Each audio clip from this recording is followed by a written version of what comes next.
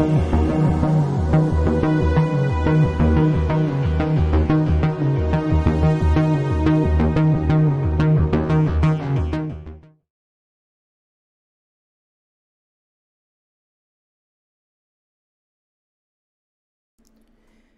evening, everyone. Here we are, Wednesday Night Live on a Thursday, so that's throwing me a little bit. I'm your host, Alara of Sirius, and this is, as I said, Wednesday Night Live on a Thursday. It's wonderful to see all of you. Rainbow Snuggle Fritz, Metal Plated Face Job, Patricia, Yolanda, Kip, Droid, Suiterbug.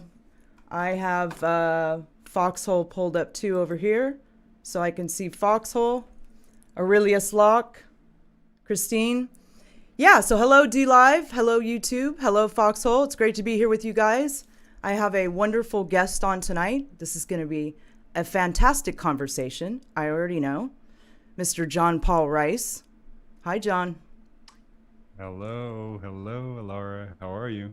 I'm good. It's wonderful to have you on. Really a pleasure to see you. Yeah, for sure. So I know that no matter what direction we go with this conversation, it's bound to be interesting. So, yeah. For those that are a little bit unfamiliar with you or what you do, could you maybe start with a little bit of that about what you do and kind of how you got into it? Okay. Yeah, absolutely. So, for the folks who don't know me, I'm an independent film producer that worked in Hollywood for 19 years.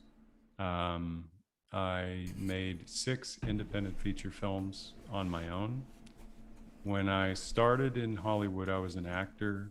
Got what I would call a small role, but in Remember the Titans was the first film that I had auditioned for. And I got one of the, Titan football players that was in every scene in the movie where there was the main characters. And it was a great experience, and it launched me into acting, and I kept going with it. National commercial, a couple of independent films, and then I moved out to LA in 2001. And I was, I had an agent, a manager, got into a movie called We Were Soldiers with Mel Gibson. Went to that premiere. Just a second, John. They're saying that your volume's a little low. I don't. Oh, okay. know Sorry. why. Yeah, but let me pull this up. There you go. Yeah. How's that? Is that better? Much better. I think that might be better. Yeah. Yeah. Okay. Thank you, guys. So anyway, I went to work for a company that ended up doing Juno, The Grudge, Harold and Kumar. And I learned under a man who was my mentor and got me into film producing, got me interested in the business of finance along with the creative. And I learned different facets about the industry. I met a lot of people in a very short period of time, people in the studio system, agents, managers, you name it, all over. And I was in the whole scene. In terms of going out and clubs and all that, but I wasn't like some, hot shot. I was just kind of like that guy that was sort of out there, but having fun, but not like acting all that. And I ended up stumbling into a film called 1 Hour Fantasy Girl in 2008, which was based on a true story about a woman who was working out of a motel room in Hollywood where she did any fantasy a man wanted as long as there was no sex, nudity, and was 100% legal. And the real story that was there was about a young girl who had been abused as a young child and was strong and stood up for herself. And when her mom at a certain age started hitting her again, she started beating the crap out of her right back. And so this young girl becomes a woman by the end. It's a heartwarming film. It was really well received overall by the critics. It was our most highly reviewed movie. And to this day, it's been the most watched film. And even to this day, 10 years after the film's release, it's still like in the top streaming in major countries all over the world. It's just got a universal theme about survival and making a choice to have another day. And it set me in a direction that I didn't appreciate at the time, because I made that movie from what would be my entire salary on a previous film that fell apart, that I had worked on for 4 years to get to a certain point. And that happens all the time in Hollywood. But I wanted to make movies that moved me and that I was interested in. And it led me on this path to go into films that dealt with homelessness and mental health. And it helped me with a movie on child abuse called Memories of a Lost Love. And then I did a movie on parallel dimensions, originally called Monster Killer, but it's Mark's Secret to Eternal Life. And that is actually very relevant to this time right now. It's an interesting story, science fiction, about a slave from the Civil War who was rescued by an old Confederate soldier, saved his life by pulling him into another dimension where he was never born.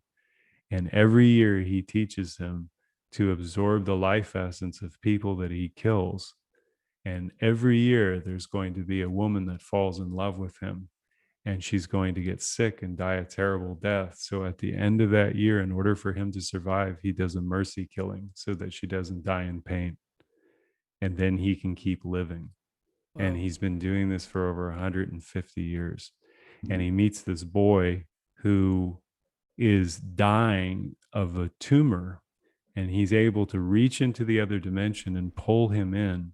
And they begin this really tender relationship of an old man and this young boy, and it becomes a father son story in a very interesting way. Um, but again, I was at that time, I was still wanting to get back into Hollywood. Then I come into mental illness in college students, and seeing that a film that I made about two gay college students who had 1 year before graduation, bright futures ahead, one an engineer, another linguist, highly accomplished. And one of them develops schizophrenia. And the movie is it's not a gay movie. It's a movie about love transcending beyond romance, where your partner, the person that you loved, is gone in the mind. Mm-hmm. And this man's love, this young man's love for him, to not give up because he loved and cared for him, the person that he was, he tries everything he can to help him remember. And it's a beautiful film. It's very poetic at the end. So I don't know why I cry about that, but it brought me into uh, the election, and I was on the left with Bernie Sanders in 2016, and I wasn't a socialist or a communist. I didn't even know what those things were. I realize now what everything was, but at the time it made logical sense because of the disappointment Obama had been. So Sanders was an economic populist at the beginning of 2015 when I caught wind of him. Didn't realize what he was designed there to do, but it shattered my illusions because I actually followed it so closely that I ended up working with somebody who downloaded the real-time results with me in all of the states, and everything that they did to Trump, they did to Sanders. They deleted in New York on the night of the primary, they deleted 1.5 million votes from New York City. If you go back and you look at the vote totals from the New York primary in 2016, and look at the percentages and look at the counties that Sanders won, and then go to 2008 when she ran against Obama, and look at the county, the one county that Obama won, and look at the vote totals and the percentages. They're identical. Bernie Sanders won that primary in a landslide with 70 to 80% of the vote by the time it was all said and done, with everything that they had thrown at them. He out fundraised her with people under $200 or less. He out fundraised her by over $125 million among small donors. She had a weaker campaign than when she ran in 2008. She had 22,000 donors less than the people who had been giving her top level dollar money. So all throughout that campaign, they just had to keep doing money laundering and all sorts of shit to keep that campaign going. And it was all a deception by the media. And by the time Trump, see, I didn't know all this because I just was seeing that they were rigging the election, and I was still believing in Sanders. And of course, I cried my eyes out at a certain point because I didn't understand what was happening fully yet. But when Donald Trump got elected, I was terrified because I didn't see the whole thing. And the thing about being terrified at first is it can wake you up. Mm-hmm. It doesn't have to be a perpetual state of fear. And so I got over that in steps because I had enough confirmation points along the way to say, okay, I'm not going to admit anything. I'm not going to take a side, but I'm just going to go and I need to find out what other people are saying about what's happening. Because I know that the people over here talking about Russia are full of shit. And I knew that at the beginning. I knew it with the WikiLeaks and the way that they had handled that. And I didn't even get into the Podesta emails and any of the Pizzagate crap. But all I knew was that there were enough people who were signaling to me that you need to look at this guy differently than you think you know him. You know, the Hitler that you think. And the thing was, though, is that as I watched everything go and I watched the inauguration and then I looked at what the media said about his speech, a nationalist, this white nationalist, it was like, it doesn't land. It doesn't land. So was it the fake news? Was it the fake news that kind of started to wake you up to that whole? Well, yeah, that after, like, by the time Charlottesville came into focus, mm-hmm. I knew, like, I got the email from Nina Turner. She said, Trump just said all this racist shit. You know, it's like, you know, yeah. It's like, you will not believe what he just said. You know, he was like saying that they're very, you know, KKK is very fine people. And I said, okay. I went to the clip and I watched the full thing and I watched it 3 friggin' times. And I took that clip and I replied to Nina Turner and all the people in the campaign. And I said, please show me what the hell you are talking about because I don't see what you're saying. Please, I want to understand how you see that this is racist, what he just said. When CNN is taking the clip out of context, here's the full clip. Why are you defending CNN? Right. I didn't expect an answer, but by the time I got to Covington, with that whole bullshit and that Native American guy who, like, it's not about him being Native American. This is what identity politics does to the warped head. Yep. Like, you hear that buzzword and you can't say anything bad. No, he's an individual. The man lied about stuff. He has said things that you should question anyone's credibility who gets up there and tells you that they're a virtuous and honest and decent person and begs for you to believe that about them. In this time, yeah. You've got to put up or shut up. I mean, I'm just saying, like, nobody's buying the bullshit anymore. So just because somebody says they are something and you identify as that does not absolve you of any reproach or criticism, right? Okay. So I'm getting off on a tangent there.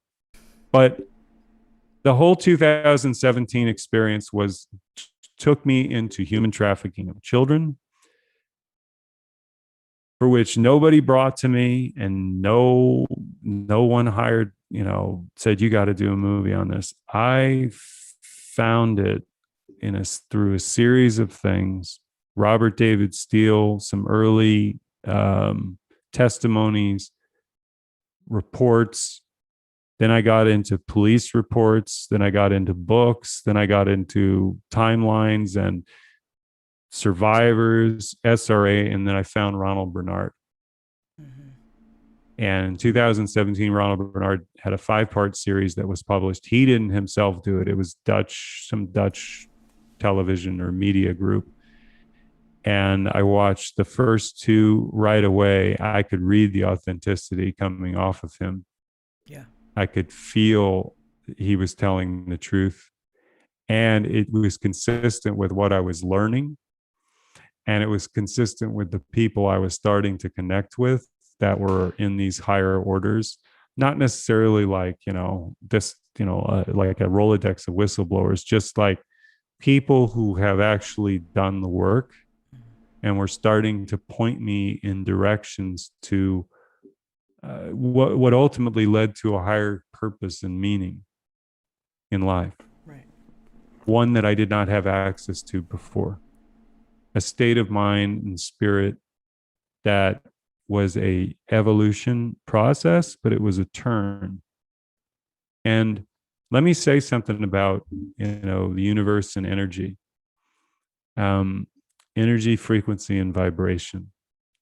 You summon all of that within yourself at all times, and you harness it and wield it.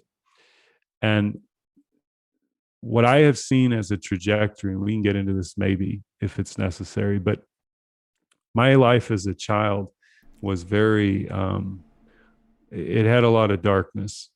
I'll get into it, but the point I'm making is that coming along at these rates to awaken and change your life, there was an energetic shift, both personally and externally, in both my outer and inner world changed, I think, mostly because it had so many attachments to my mother and father in the illusions that I believed. It was my inner and outer reflection that had to be changed. It had to be, in many ways, it had to be shattered.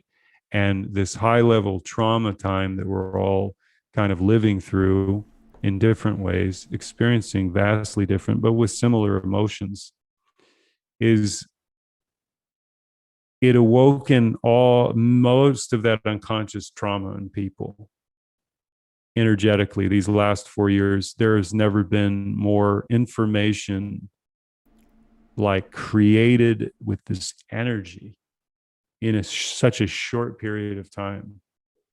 It's like an energetic weapon almost in different ways when you cut it and look at it and see what it is doing and how it's being guided and expressed. But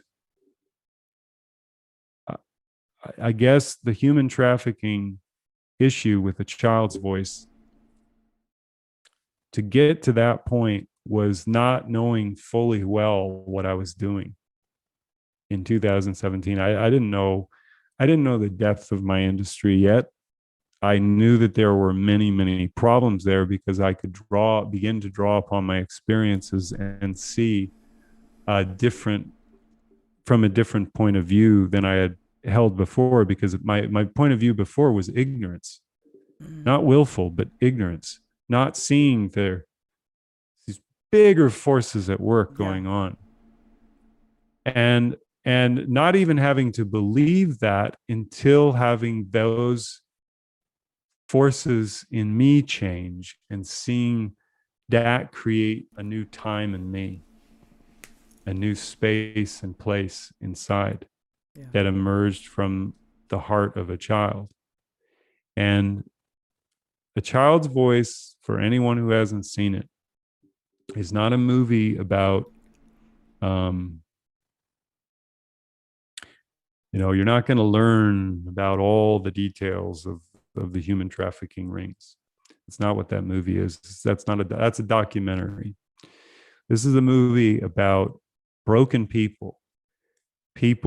One, our main guy, Tim, who is a heroin addicted homeless kid on the streets of Los Angeles, and a young woman who is looking for her missing mother, who's been missing since she was a young girl. She's from Syria. I'm sorry. Yes, Syria.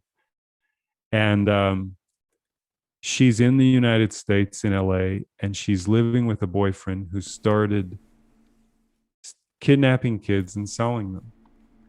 And he beats her, threatens to not help her. But then he promises again to help her later. So he keeps this game going with her.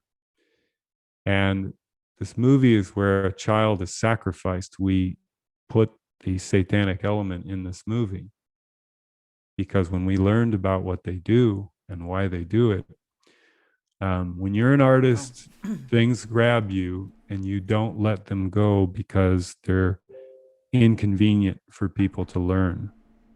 Do you think that's what Kubrick had in Eyes Wide Shut before they pulled that part of it? You think that's what he had in there? There's talks about what was on those. I think it was 20 minutes. 20 minutes, something like that. Yeah. I have a feeling he made that movie. When I went back and watched it, he made it so authentic.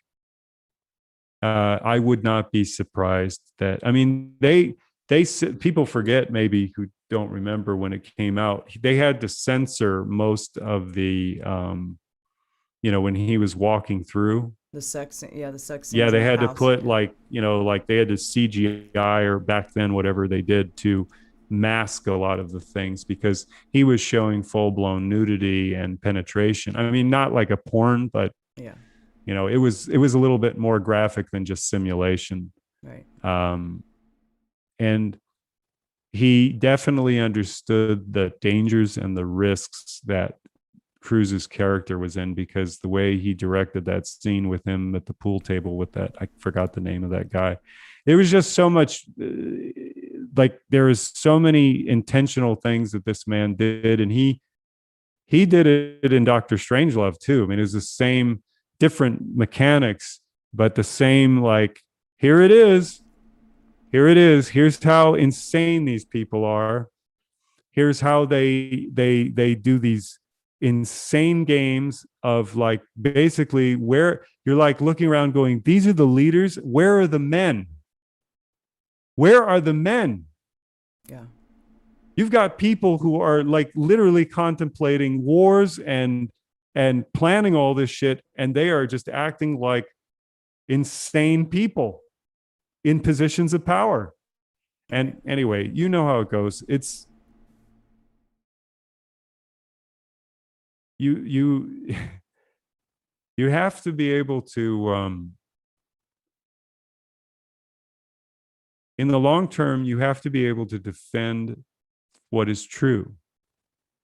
And you cannot sit back and say, well, this is uncomfortable for people to, because I remember when I premiered it in 2018 in Los Angeles, I did it right there in Westwood. And Wow. I didn't make a big deal out of it. It wasn't an FU to the industry or anything like that. I just invited a lot of people. No one attended. That was of any significance or importance of name. I had a lot of people who were tacit in their support on Twitter. They were aware of what was going on. Cool. Acknowledgement is always wonderful, especially among the people who know and know the courage that you have to be able to say these things. And so it's not a crusade. What it is it's just a reflection of your own being and your own will of what you wish to do, what you are trying to say, in the way that you're trying to explore the reality of what is stirring within you. And so it makes for a discovery of truth within yourself for the work that you're doing, and you find meaning in it. It brings you to that point. What's driving you, John? Well, we don't just take up these sort of mantles for no reason. There's always something driving us. Yeah, there is. And the thing is that you can only be not true to yourself for so long. Right. At the end of the day, I mean, I'm saying you have a role to play in the world. Everybody does. Some people embrace it, some people don't. I'm not saying that if you want to, if you I tell this to people all the time, if you want everybody lining up, thinking along the same lines of everybody else and believing the same thing so we can all do the right thing, then you need to go form your own cult and experiment with that. But don't go out in society and try to make people do that. Right. That's just like you're messing with you're messing with serious forces, and you better be a really ruthless sociopath to succeed in that world. Right. It's true. Ruthless and charming, that's the ones that make it. No, but what drives me? Well, I know that since I was a child, I have always been a fighter. So I wasn't a bully, and I wasn't the kid. I didn't throw a punch. Um, I'm saying that I fought for myself against my mom and dad. I screamed and I yelled and I kicked and I ran and I hid. Um, and the tragedy of that reality is that they were good people too. And I'm not talking about, marginalizing. Like, if here's the truth, if they weren't my mother and father, of course I would have a different view, but knowing what I know today, I completely understand who they are because I understand myself. And I was able to do what they couldn't do. And when look, this is not my identity, what I'm going to say. So please understand that when I tell you these things, I tell you because I took them on, and I willfully accepted just whatever was thrown my way and whatever prepared me for what I needed to do to heal. I went all in intense. And that was because it matched the intensity of my survival, both mentally and emotionally and physically. I was not beaten as a child, thankfully. That makes sense. But what I had was I had mother who was mentally ill. She was sexually abused as a child within her family of wealth and privilege. And I say that not to use those as buzzwords, but to tell people, no, abuse is everywhere. It does not, low education, high education, intelligentsia, you name it, there's perversity and bullshit everywhere. In religion, religious people beat their kids. Yep.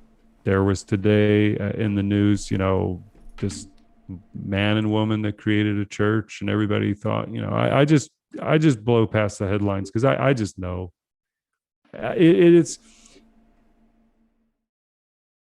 take a step back and realize that every single child that is born from before this time, at this time, and ahead of this time, every single one of them comes out hardwired for your love.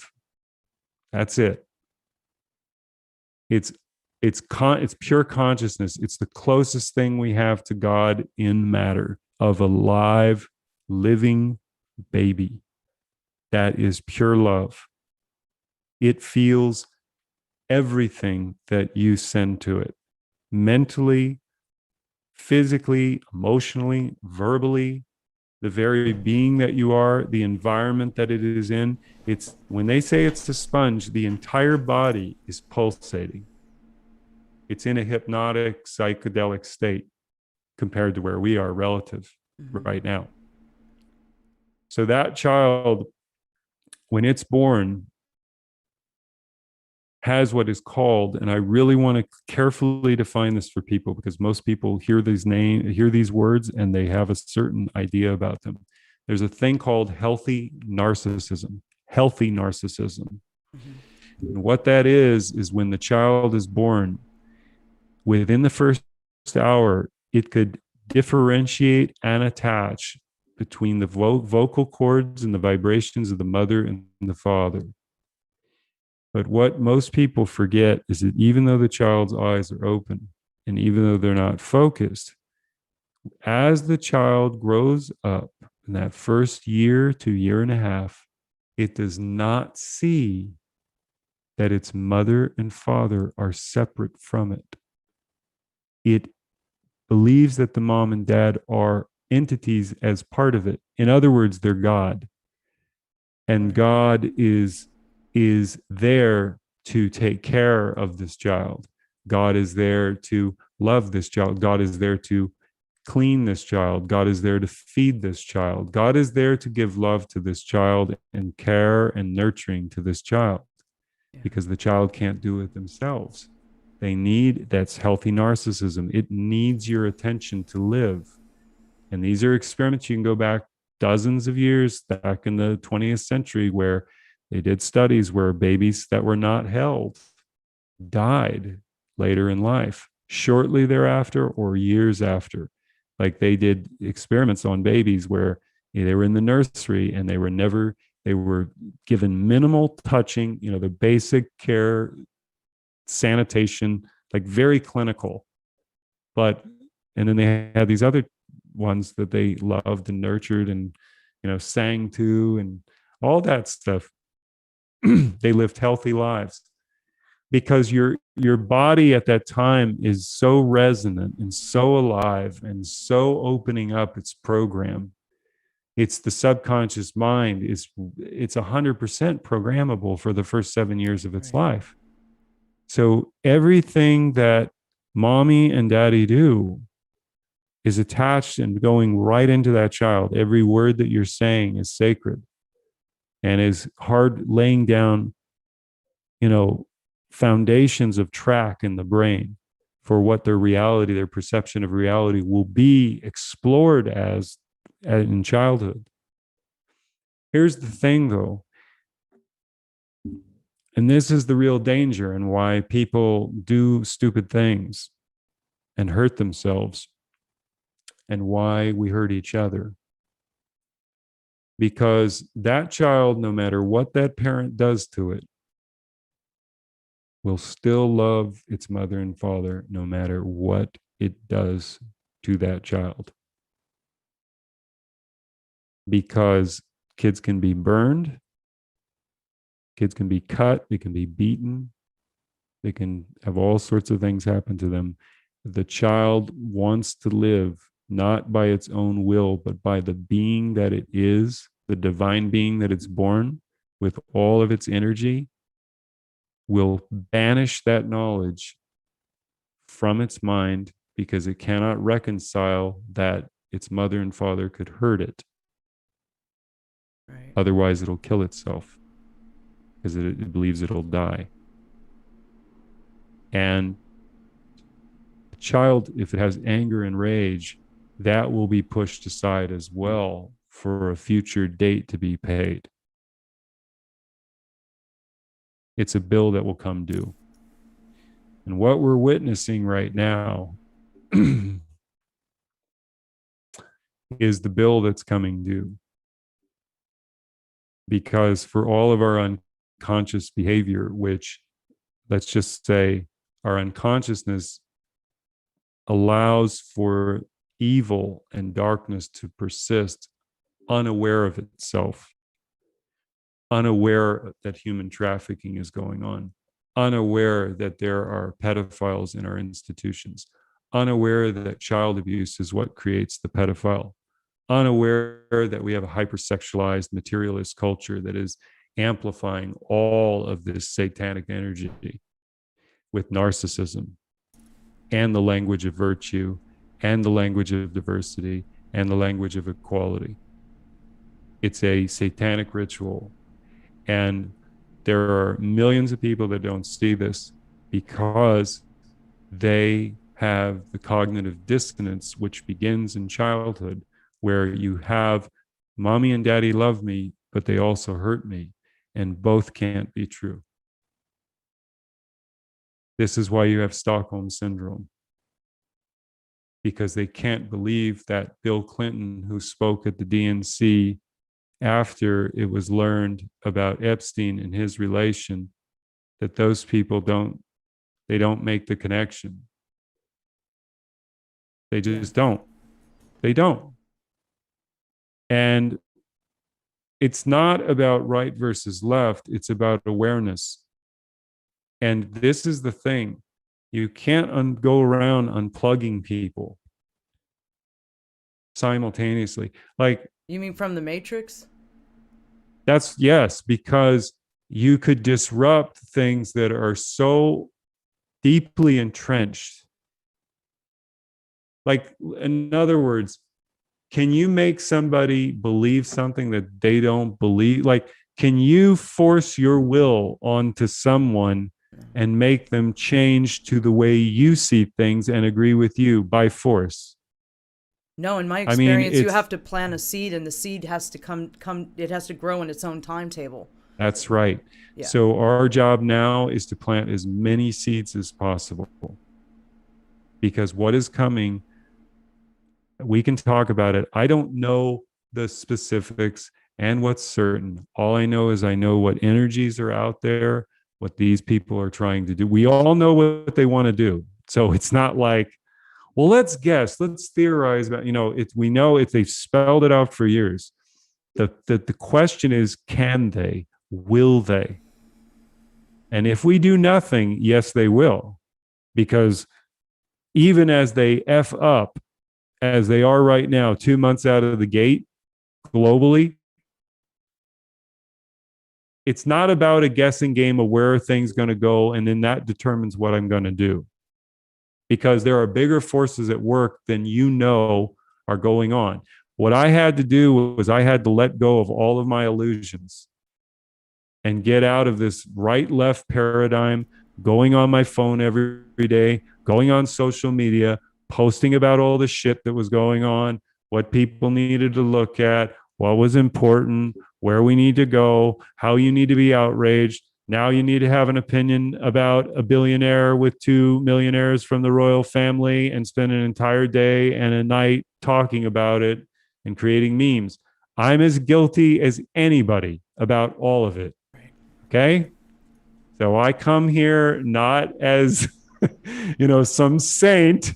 Well, that's half the. You're halfway there if you can at least acknowledge that it's Well, not you serving us. gotta. That's the whole point. If you don't acknowledge that you have a problem, then you will never solve it, Right. and you will never change. Period. End of story. Right. And let me just say this. Look, where does all of this lead? Well, I'll tell you one thing. Okay. I just use this as an example. This guy right here is an iPhone, right? Mm-hmm. Okay. 96% of all Americans have a cell phone today. This came about, 2007? So 2006-ish. So the whole thing is, whatever year it was, the point I'm making to you is this. They sold it to you as a phone and texting capabilities and email.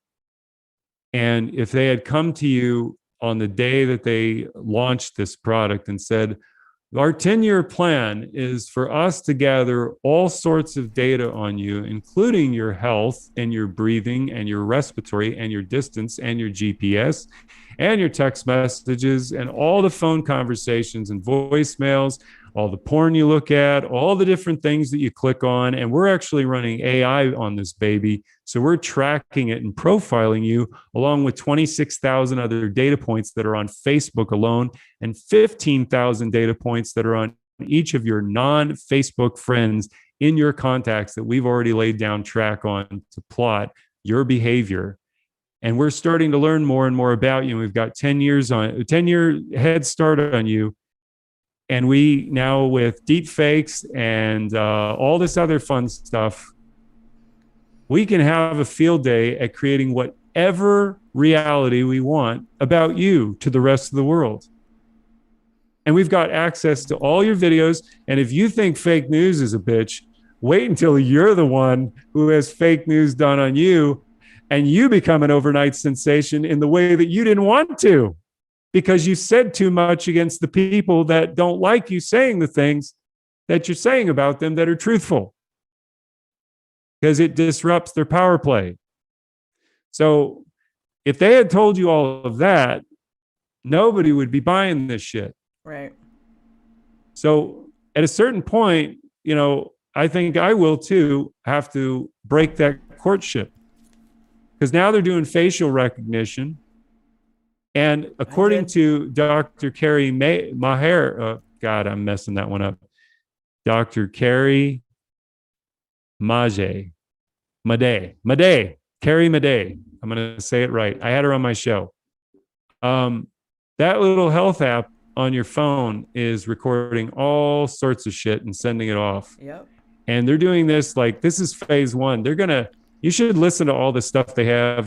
Human 2.0. And look on her channel. It was last year in August. It'll blow your mind. 20 something minutes. The point I'm saying is this is what transhumanism is doing. Transhumanism is going to come in the form of, ooh, look at this new shiny object that we have that you can't get anywhere else. And it's going to do all this funky, cool shit that is going to help you. And you're going to, okay, I'll buy that. And then, yeah, go ahead. I think everybody, I'm just saying, I'm just making a recommendation. Of course, you're free to do what you want. But I highly suggest that everybody take a 30-day break from their phone. And just observe others in that 30 days. Just observe. Just observe when you're not on it all the time. Just observe what you see. You're going to see things completely differently than you did when you were carrying around that phone.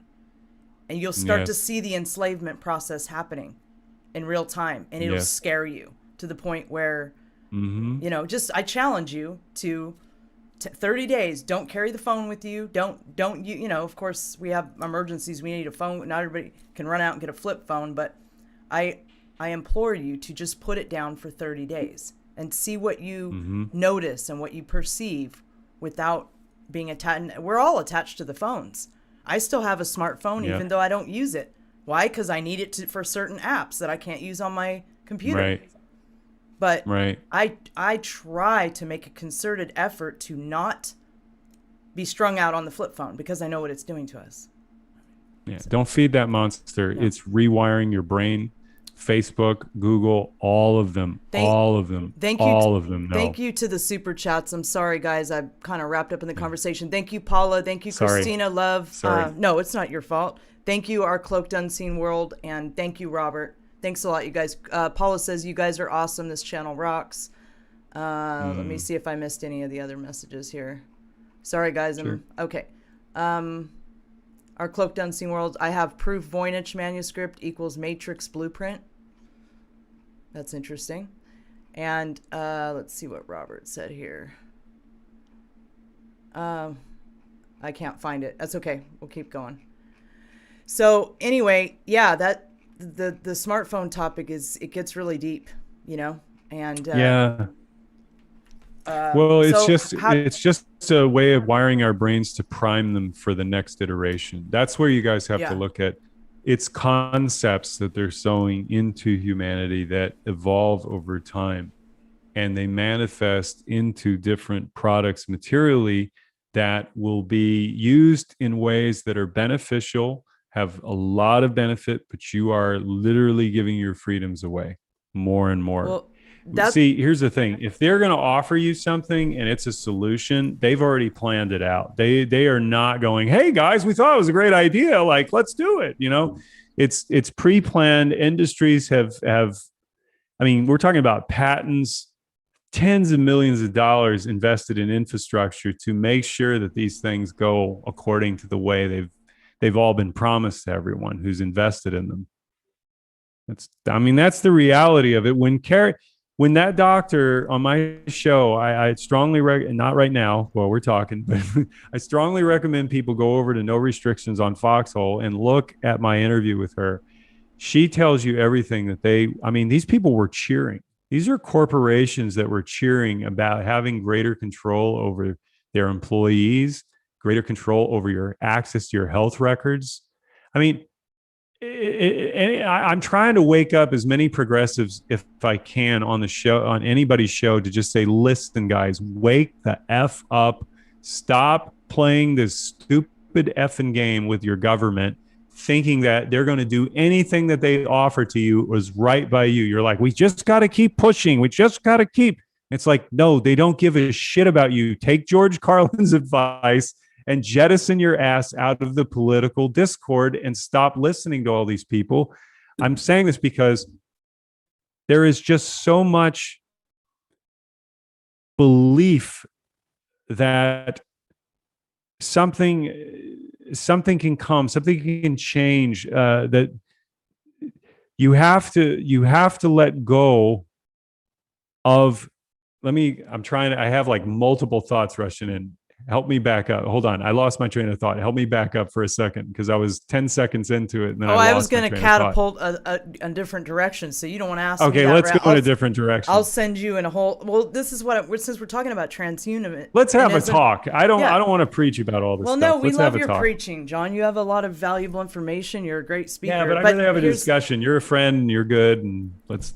Okay, so transhumanism, the phones, that's the negative timeline. So how do we shift consciousness on this planet in the organic, positive sense? Mm-hmm. Yeah.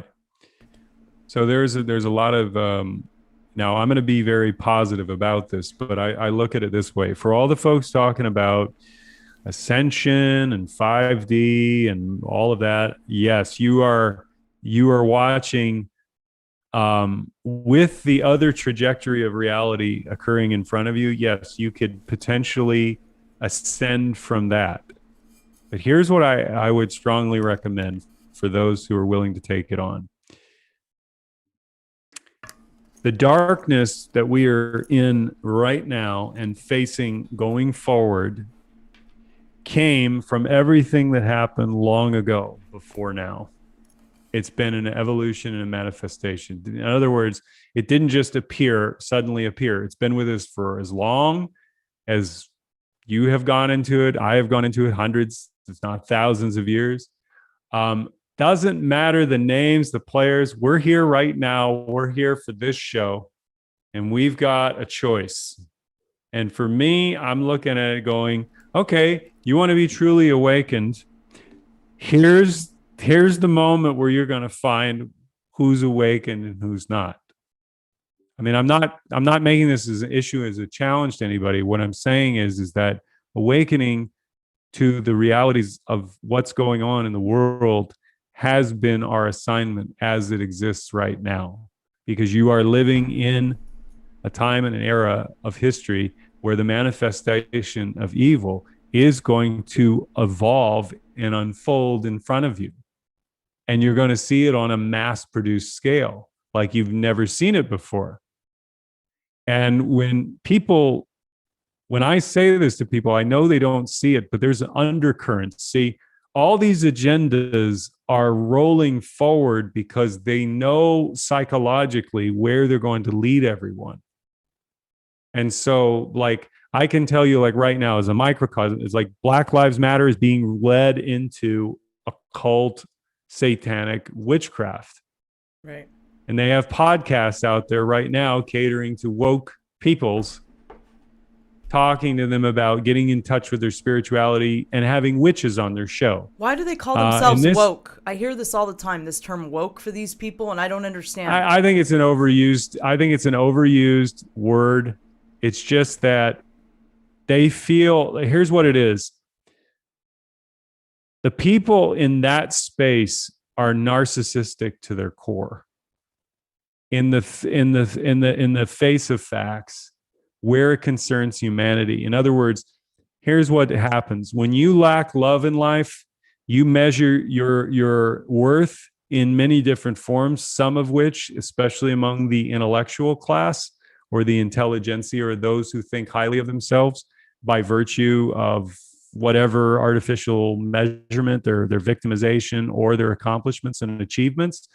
But what you're dealing with is accomplishments, achievements, status, identity in the world and your importance in the world.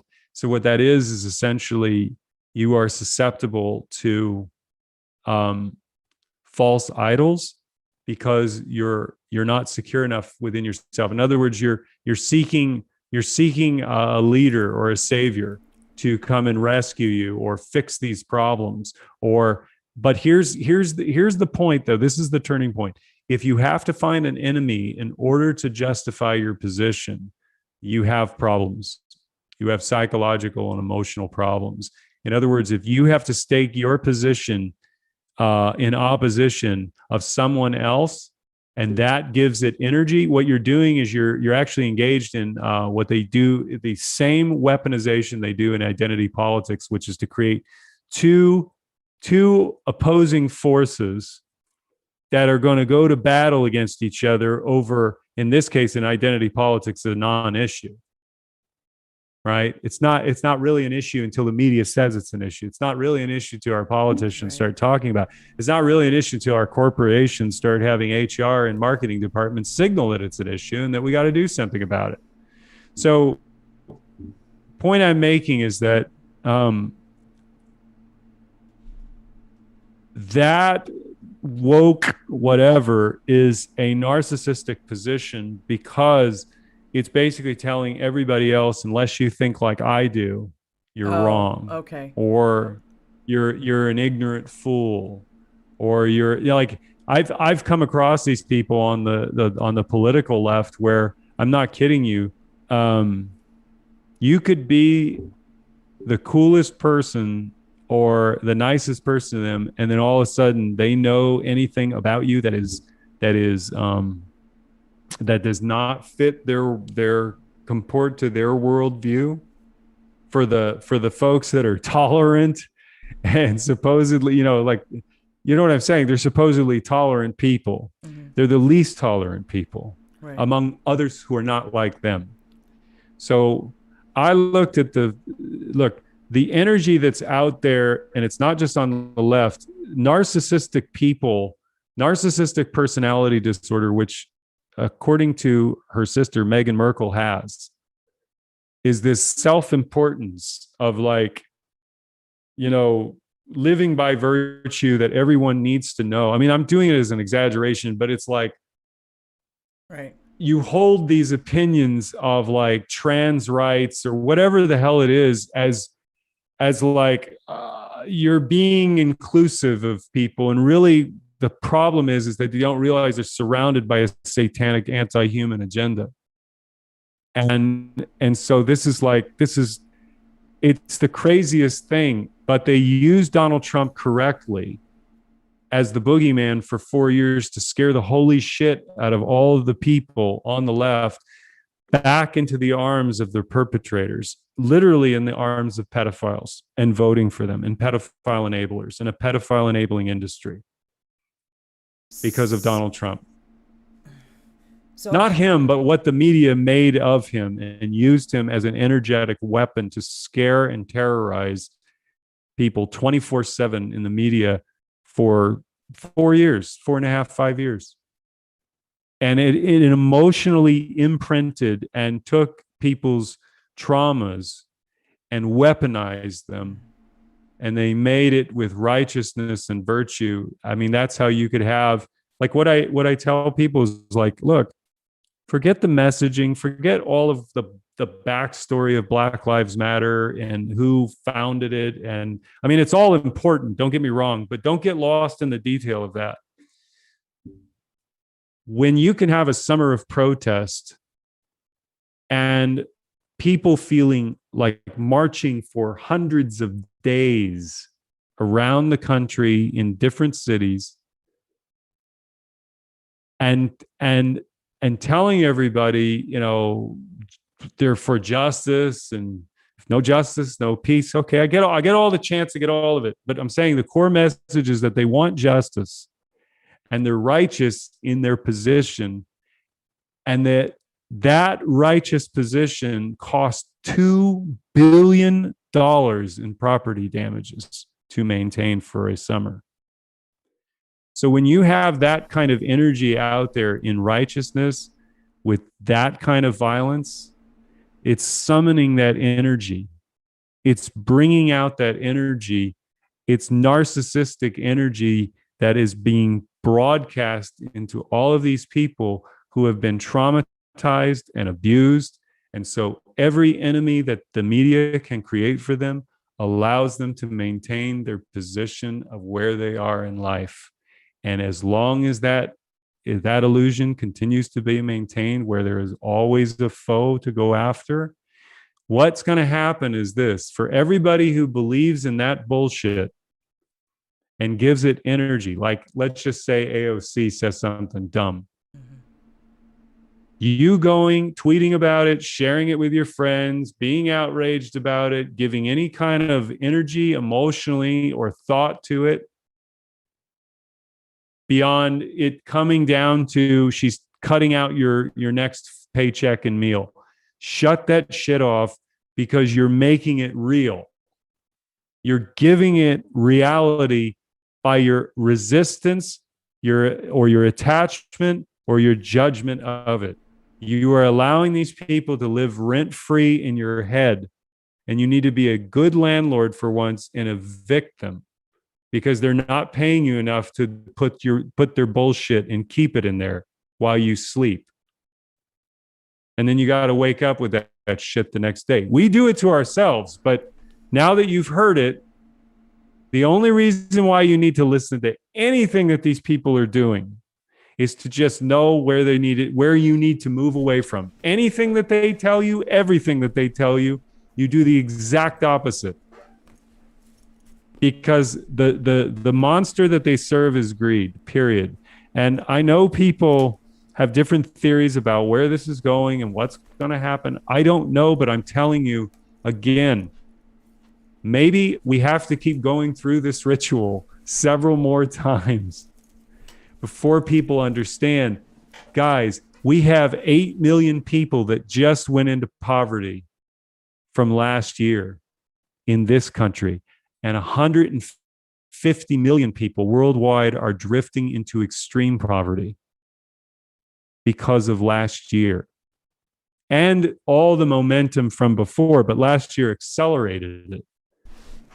So when you have a culture and a society that is refusing to address the root causes of the problems that are plaguing humankind, and they are holding up racism and white supremacy as the two biggest existential threats to humanity, you've got to realize what you're up against are people who, like I said, Oprah Winfrey is a billionaire who was good friends with John of God, who sold babies from a sex slave farm out of Brazil. She highlighted him as a healer, as did Marina Abramovich. Together. It's not like these people don't know each other. They all hang in the same damn circles. Oprah Winfrey was also a friend of Peter Nygard, an incestuous pedophile and rapist up in Canada who was just arrested and is going to be tried.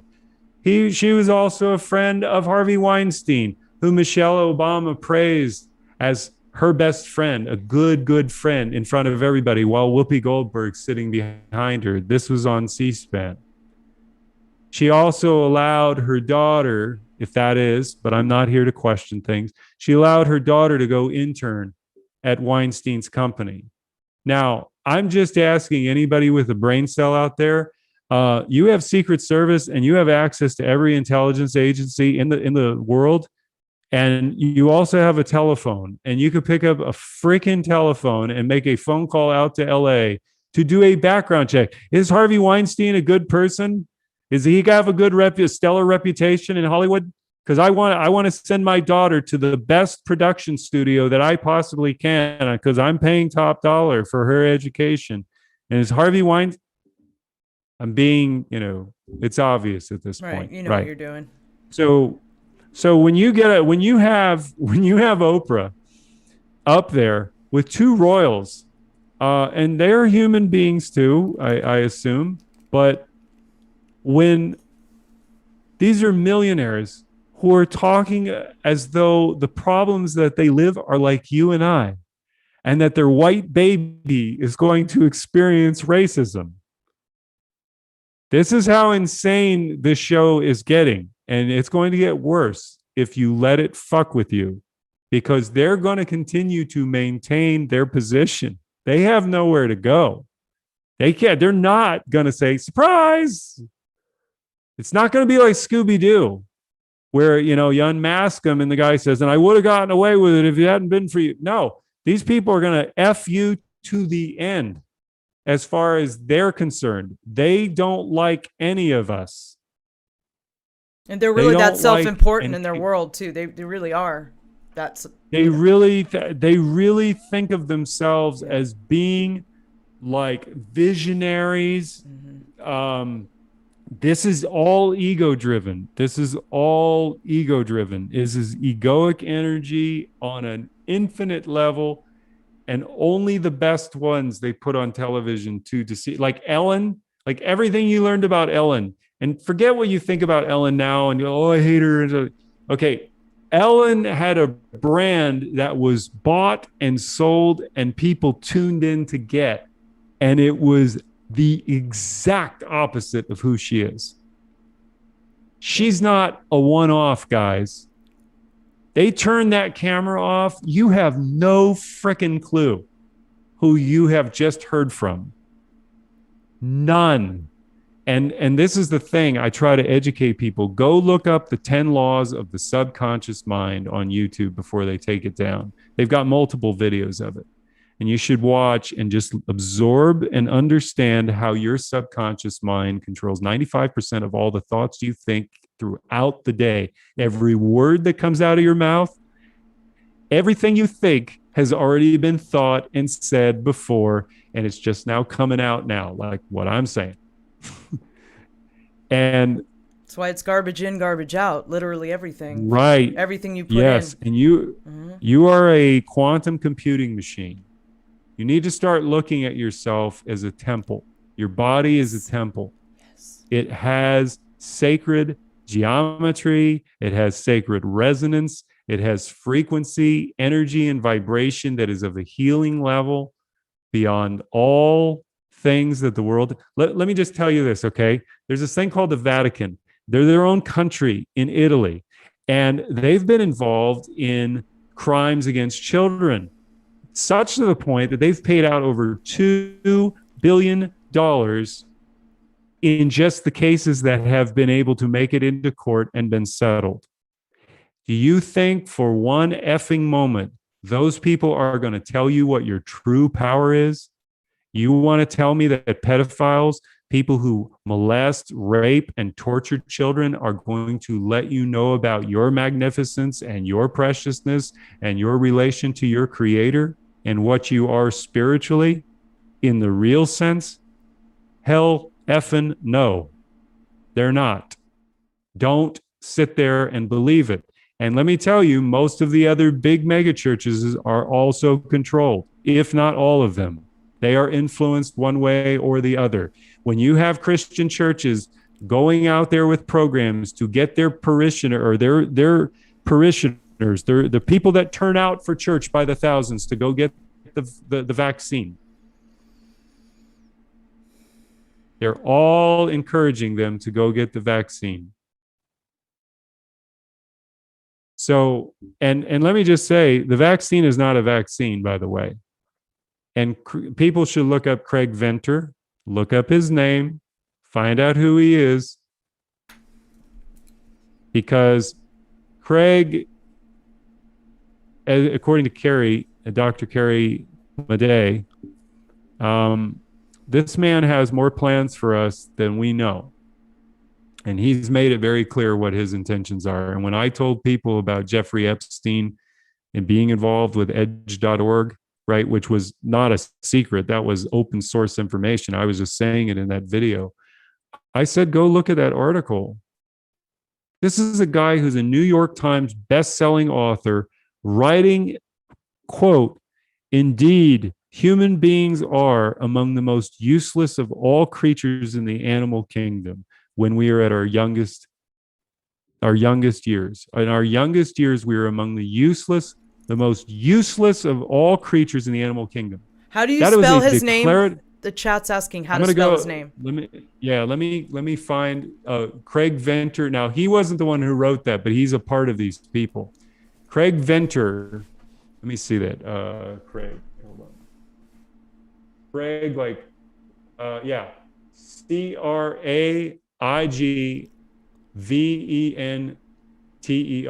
He's also on Wikipedia. He's 74 years old. John Craig Venter. And this was a person that Carrie had come across and others have come across in their careers in medicine. because they go to these conferences. But I want people to know that I just want to get that one article from edge.org. It was written in 2017. What scientific term or concept ought to be more widely known? And it was written by Brian Christian. Can one of the And mods he grab said- that article and put it in the chat, please? Yeah. Yeah. Indeed, humans are at the start of our lives among the most uniquely useless creatures in the entire animal kingdom. Paradoxically, this may be part and parcel of the dominant position we hold today via the so-called Baldwin effect, where we blend adaptation by genetic mutation with adaptation by learning. We are, in effect, turning ourselves to our environment in software rather than hardware. The upside is we can much more rapidly adapt, including genetically, to selective pressures. The downside, longer childhoods. And what that really should say to everyone is that they can't wait for you all to mature and ripen at the right age to be able to plug in all of the software that they want into the hard drive of your biology. And this is what they view children as. And actually, if you go to edge.org and you look up children and how they describe them, and you look up transhumanism and how they describe that, you will see all of your programs getting ready to kick off. Because this is what these people have been doing in science behind the scenes. Westworld season 1, I have tried to use this I don't recommend people go and watch it because it's hyper violent. But Westworld season 1 was probably the most predictive programming of this time. And if you watch all the way up to season 4, it doesn't really get much better than the first one, in my view. Some people like the other ones. The last one was all about AI, and it had the superhuman credit score already. I mean, they have thought about this thing in so many iterations. You have no idea where in that series in season 4, Dolores' character, this is Rachel Evan Wood, she frees everyone by breaking the code in everyone's social credit score program. It's simplified that way. And what happens is everybody goes insane. Because what they are doing, what they're going to do, if you think about this, is called behavior modification, right? So they're going to make people get the shot. Why? Because they need to keep their job. They're going to make people get the shot if they want to have what? Access to this. Access to travel, food, all of it. Yep. Right. So they're going to start closing in. Now, are they going to succeed? I don't know, but they're going to try. You can bet your ass they're going to try. They're going to try to push as many people in. So the reason why they don't have to get you all this round. Understand that. They don't have to get you all this round. It's not so much about the vaccination. It's the system that they want you in. So what I'm saying is, in that series, and what Carrie was talking about, is they had created ways which the phone will regulate your behavior because you will not want to be shamed or guilted or outed by someone else who's monitoring you. And they will install these and deploy them in the phones so that you can't break with what is in the phone. The phone will have everything on you. It's going to evolve. When they did facial recognition and thumbprint, after that, guys, anything else they're bringing to you is not going to be for your help and benefit. You know, they have AI priests now and AI Jesus. Yeah, well, all I know is that what they want to do with us ultimately is turn off our connection to a higher source. That's for sure. They want that. So when they're creating artificial intelligence, look, I said this in a podcast, but I'm taking a little bit more time here. Jeffrey Epstein was a transhumanist. Jeffrey Epstein stated he had the desire. This was over 25 years ago. Out on the ranch, he told all of the people that he hung around how he wanted to impregnate up to 20 women at a time with his own DNA that had been genetically manipulated. He was involved with all of the heads of the universities at artificial intelligence, Yeah. gene splicing, human cloning, transhumanism, you name it, he was involved. Harvard's a He was connected hotbed to for it. that stuff. Right. And so all I'm telling you folks is look, you're not going to change reality by destroying it or allowing it to destroy you. It's like what Buckminster Fuller said, in order to make the old model obsolete, build in a new direction because it will collapse upon itself. And that's really what I've been learning in this time because I had, Laura, I think I'm not speaking like I'm special, okay, to this one issue, but the last 4 years, I did not realize that all of the trauma that had awakened in me. And you asked this question, we were talking earlier about child's voice and making that. What really happened was that Me Too, first there was Trump, then there was Me Too, then there was Weinstein, then there was Epstein, then there was Maxwell. So 3 or 4 years. And then came Cuties Oh, in the middle of all that. And then came Hunter Biden yeah. and the laptop. And so I didn't realize that I was riding on this wave of an illusion, hoping beyond all hope that these people would be taken down and out. And I know there's speculation on all that, but I'm just talking about in the real way of like seeing justice, seeing all of these kids. I mean, I don't want to destroy people's lives, guys. I want to liberate people so that they can free themselves, so they can feed themselves, so they can nourish themselves and ultimately nourish each other and the whole lot of it. I mean,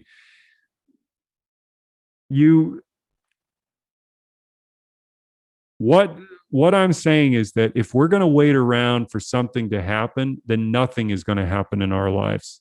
And we have to become a major player in our lives. Yep. We have to create community, and community begins within you. It's a space that you create. It's a space that you create that is inviting for other people to come. It summons the kindness out of people because people are starving for it. They all want it. So there's no need to convince anybody.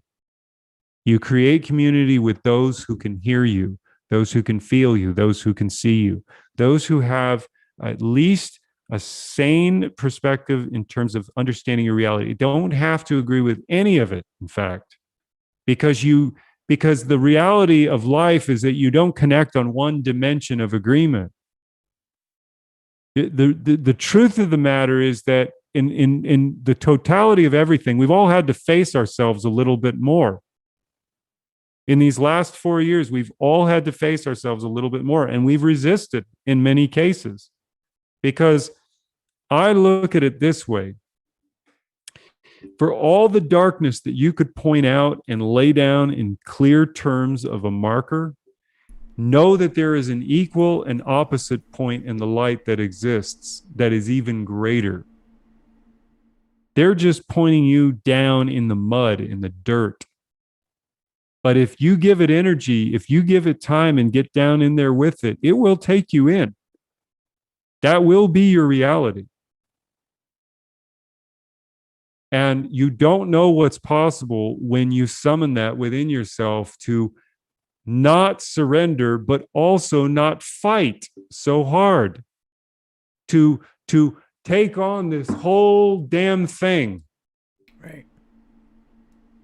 It's to be a warrior in it so that you can attack it at another angle that they don't have the opportunity to get a hold of, because they have to use lies and deception, inverted truths. And once you start speaking the truth to somebody, you have planted a seed that will not go away. You have spoken to them and you've prepared them for the next speaker. And what you should do in your life for yourself is to plant those seeds within you. Because this is what I learned, and it's not about me, it's about each and every one of us. and this is not my concept. I took it from the outside, but I've integrated into my own understanding of things. I did a video last year that went super viral in a very short period of time worldwide, and it's probably been seen by now 80 million, if not 100 million people. It was the one that I did on Instagram that got downloaded and copied and went with the Save the Children hashtag. It just like Facebook shut it down, and they were really panicked because I didn't mention a thing about 17 or whatever. And I just spoke from the heart, and the rest of it flowed. And I had an audience of 5 to 8 people on that live stream with 700 followers on Instagram. Now, overnight I had 27,000.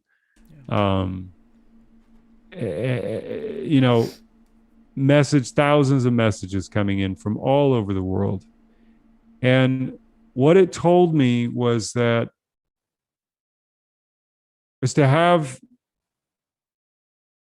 a faith that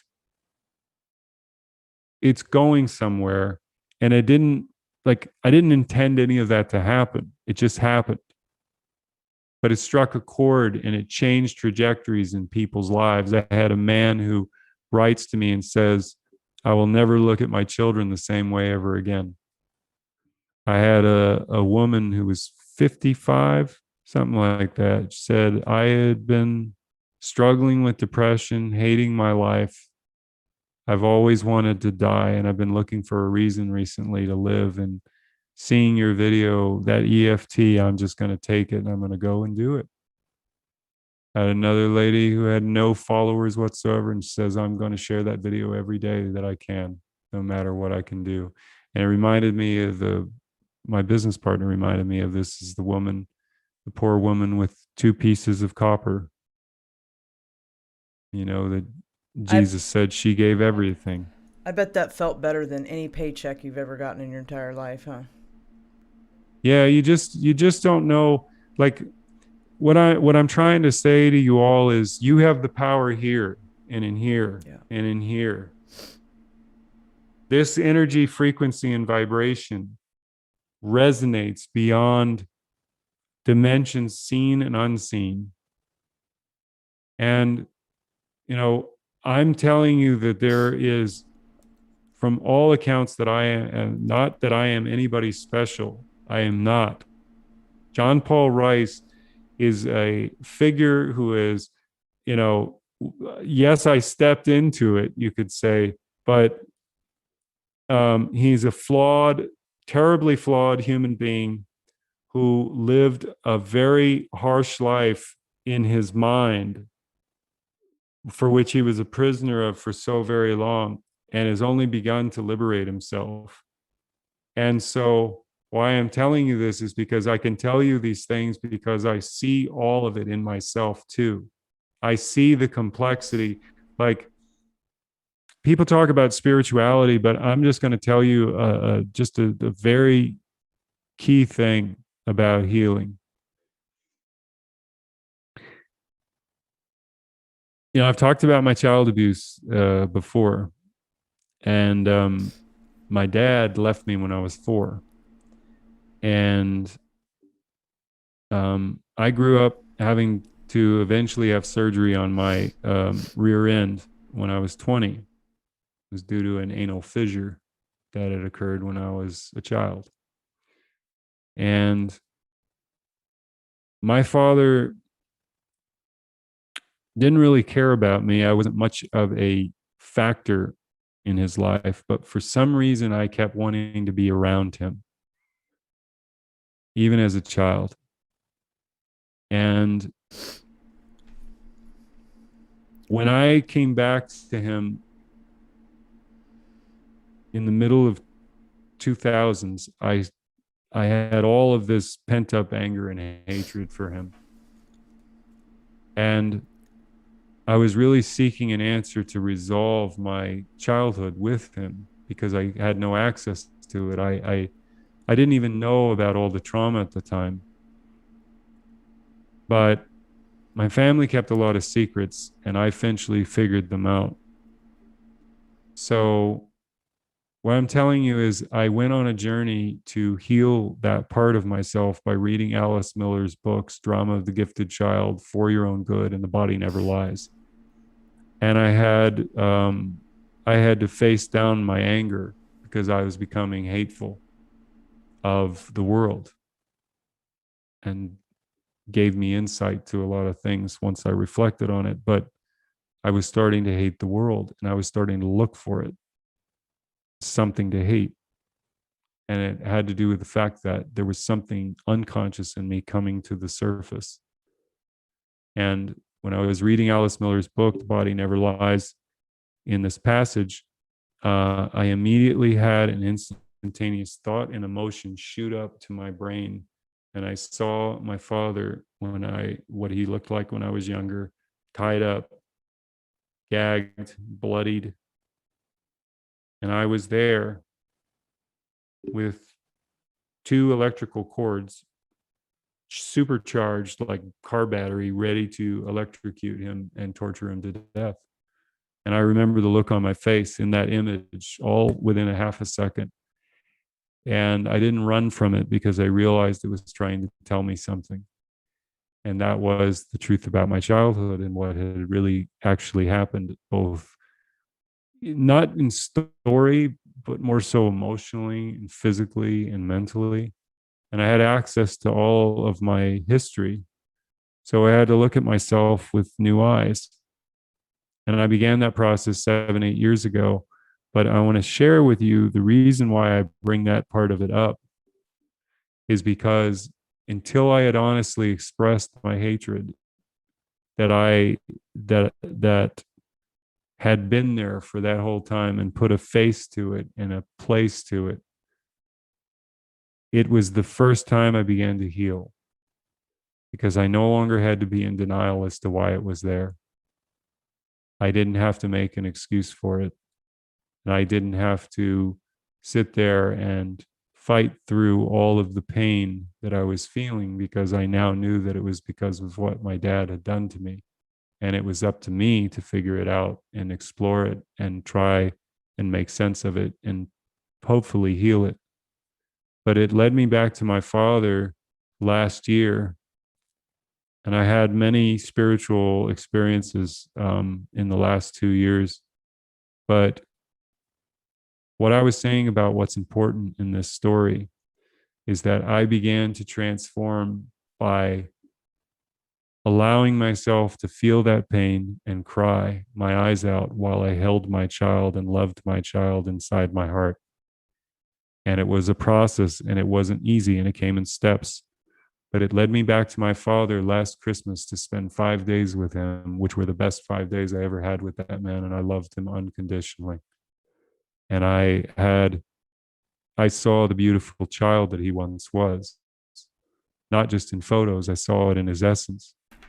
What had happened to me was that I had done all of the work, crying my eyes out, falling to the ground, knowing that I wasn't going to die, when I felt this pain come over me, to release it finally, because it was built in there from so very long. As I was saying long ago, it gets banished, and you carry that guilt and that shame, and it psychologically moves you and influences you. But until you have resolved the root cause of it, it will always linger. It will always keep you chasing and coming up short. And that's what had happened my whole life, is that all of my relationships, both in business, friends, lovers, they all came up short because I had this problem because of what had happened to me. And yet I had not yet faced the reality of that to begin to heal. And so when I was telling you about these words and how powerful it is, I said out loud, I do not want to live this way anymore. This shit ends in me. It's been running in my family. It's run into me, and it stops here. And I'm going to spend the rest of my life doing what I can to heal that and help other people. If I have to be honest about all of my sins, I will. To help other people, to help myself. And this is the thing that made it possible, guys. With that thing with my father,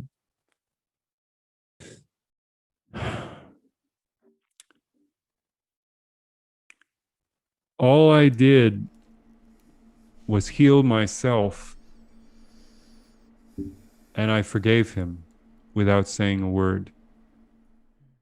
I forgave him without him asking or admitting to anything for which he was never going to do, nor should he have to, really, when you think about all of the tragedy and horror that he's been and the illusion that he had to keep himself up, which doesn't justify what he did, but it does explain why he did what he did and why it lasted so long, and why, if you look at anybody, you see that little baby child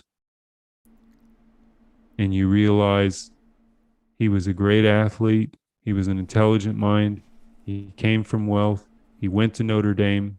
He was a successful businessman, and he had 4 children. And when he died with no money, as his business was worth well over $20 million a year. But he was alone, and he had created all of that. And I guarantee you that if he knew when he was a younger man that that's where he would have ended up after all of that potential spent and destroyed, with a family that he broke apart, along with my mother, I don't think he would have chosen that if he had been consciously aware of what he was doing to himself and to his family. And that's not to say that that's everybody, because you can't say that about everybody. You may be able to say it about certain people that you know for sure. What I'm saying is that his evil that he perpetrated was unconscious in him. My mother and him were both 2 unconscious people, very damaged, tragic, traumatized people as children, not as adults, as children. And they grew up in a perverse environment that created a family that was not close to each other. And it's a disappointing reality, because you want to be close to your siblings. You want to be close to the people. You want to feel there should be no child out there growing up hating their parents. Right. And if they do, that's on you, mom and dad, because that hatred was put there. And that child is hating because it's a self-defense mechanism. But this forgiveness that I felt from my father and this love that I had coming through was to see him for all of what he was, not just the parts that I wanted for myself, but to see him fully in the fullness of who he was in his most vulnerable moments. And 2 weeks later, he died. I was there with him at the end at hospice, and he was in the 3rd day. He was in a coma, completely out, breathing out of his mouth and his stomach. And his eyes were closed, and he was turned away from me.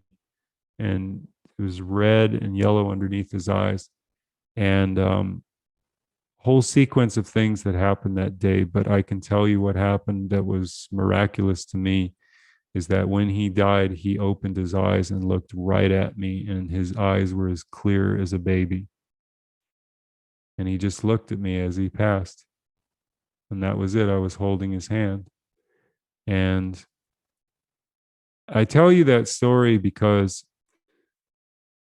I spent this last year getting over my self-hatred. And what I realized was that everything that I have a problem with in this person or that person, everything I don't like about Joe Biden, I don't like about this person or that person, or I hate this person, or I don't like that person, or that person really pisses me off. And why does she do that? And why does he always do that? What I am realizing is they're all a lack in me. There's a lack in me. That's why when I see what they are that I don't like, it's irritating something that I am and that I want, but I can't have because I'm stubborn, because I'm holding on to it, and I'm seeking someone else to be the face of that pain. And when I it doesn't mean I'm a saint, but it allows me that awareness to catch myself and really ask yourself is like, am I writing a story here according to how I feel and how I see things? I mean, we already do that anyway, but do we overdo it? Do we load it up with a bunch of junk that's just eating away at our brain so that we can We can safely have a go-to to talk about when there's nothing else to talk about that's interesting about ourselves or somebody else that I mean, conversation has been, look, this whole thing has destroyed linguistics, phonics, our entire communication, the way our brain functions. We need training wheels, because I'm not saying we have to go back to pen and paper, okay? What I'm talking about is we need to start connections between human beings that can be maintained beyond impulsive activities. We're wanting to learn and explore ourselves and each other, and we can do it in a variety of ways, no matter how ignorant someone is or isn't, Right. no matter what somebody knows or doesn't know. You have certain interests. I look at it, I tell people, go back to playing like a child. There was a girl I met years ago in LA who had gone to school for marketing, came out, hated the place, hated the whole industry. This was in the early 2000s. It wasn't even that bad compared to today. And I asked her, I said, well, what are you going to do? She said, I'm going to go back to school. I said, well, for what? She says, well, I want to bake wedding cakes. And I was like, okay, well, that's a little bit, like that's not like outrageous, but it's kind of like, well, that's interesting. I said, why is that? And she said, well, I was going back through all the things that I really loved in childhood. And all of my best memories were in childhood with my mother in the kitchen. So baking and making things for me is fun. It's play. It doesn't feel like work. Right. And so when you lights get your heart into on the fire. system, Do what you're yeah, passionate about. yeah. I mean, you're told by your parents who got bad programming that you can't do certain things. Teachers will do that. Everybody's limitations are playing out on everybody else, basically. Because if I had followed the advice of all the other people that had come before me, which, as well-intentioned as they were, one person told me, yeah, you're not ready to go out to LA. Of course I wasn't. I had $500 in my Right. pocket. I had a credit card, a floor to sleep on, no job. That made total sense at 22. But what I'm saying is, from that person's point of view, they couldn't see it because I saw it a different way. Mm. And you have to test these things out for you. So you can't live in fear. I'm not saying go out and do foolish adventurous shit that you've never thought, carefully through what you're going to do. But it's like, you better get out and play. You better do some kind of hobby. You better get outside, be away from the computer, get out in nature, get connected to the ground, do the grounding. 20 minutes a day, do the grounding. You don't have to be all with the woo and all with that and, have your, regimen of meditation. Live your life the way you want to, but live your life the way you want to. Right. Well, do what makes your heart sing. Yes. That's it, man. That is it. That's the game that everybody doesn't play. Right. So if you play it and you're successful at it, and you can teach other people how to do it, they'll come along at a faster rate and clip. You've got your entire, there's your self-help tapes and all. I mean, you know what I'm saying though, but it's what it is that in this time, I was saying this earlier, I didn't finish the thought. I came from Hollywood. I made a movie on human trafficking. I confronted my child abuse, the meaning of why I got into what I did. And it changed me. And out of that meaning, and out of all of that clumsiness to stumble forward to get there over 19 years and accelerated in the last 4, I'm able to talk to you now and have people listen to me, because all I'm sharing with you is what meaning I found out of this time as I've tried to make sense of what I've created through what I've created. So that's why I'm saying it's like I had my breakthrough this way, but this is just one part of the play. So the next part of the play is, okay, what else is there out there? What other concepts are there to explore? What other things are out there to play with in my mind that give me a sense of creation and a possibility of a reality? For example, like how we could go to technology right now and use virtual reality to start healing people by giving them experiences that reprogram their subconscious mind. We could start like right now, we could go to all those people. Let me tell you something, folks. The people who are performing most of the duties of the manufacturing side on the scientific levels where, you know, there's investment and capital going on, they're not necessarily all in on the transhumanist agenda, especially once they would learn about it. So what I'm telling you is this: get your asses together, start putting together these networks. It took somebody and an idea. It started with an idea to create Foxhole.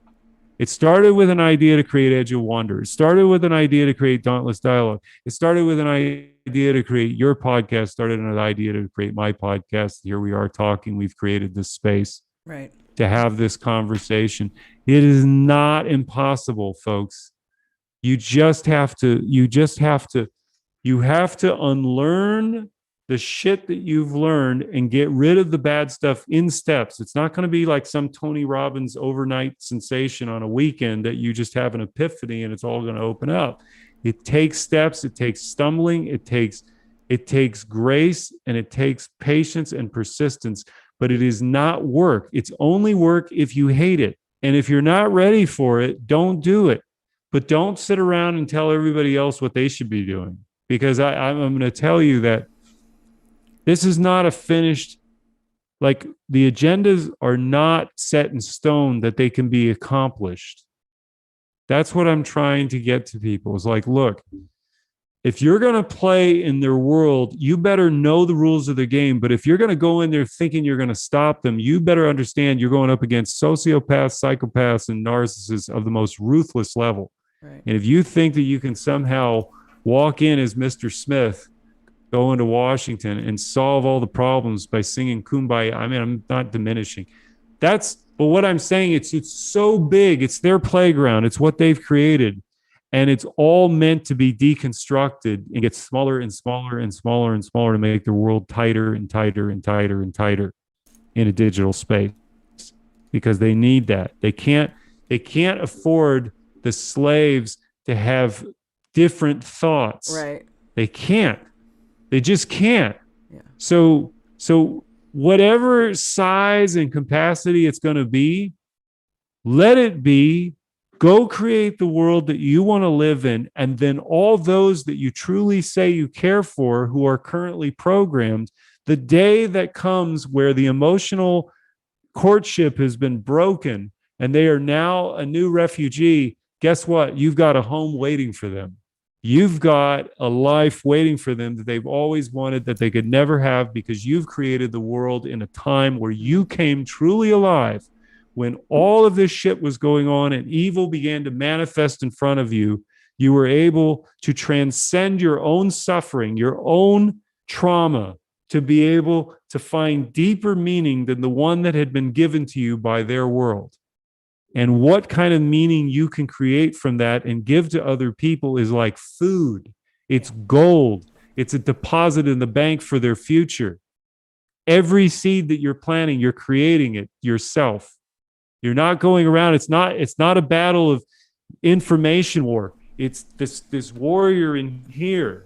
The battle is in here. It's the battle of the mind and the body. And first you have to get this right, because let me tell you, if you don't, they'll come plugging in and you'll allow it to happen. They'll get it right for you.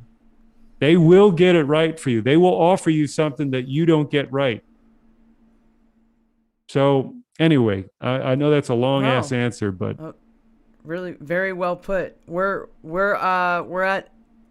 gone over an hour and a half. Actually, we're at an hour and 40 minutes right now. Okay. So let me just thank a couple of the super chats, and then so thank you to Cloaked Unseen World and Brooklyn Way for your super chat. Sorry I wasn't able to read them at the time. And then thank you to Sandra Anderson, White Hat, Rook Castle, Phil Christophers, and Sparish Malonen from Space Force News. So John, what do you have going on? What projects do you have going on? And where can people find you? Okay, so if you're on Foxhole, you can find me under No Restrictions. I've got all my links there. But for social media, no restrictions, Instagram, Gab, all of it. My link tree is No Restrictions. You can find all my website, No Restrictions ent.com, Child's Voice, where you can actually still rent it and see it. It's available on Vimeo.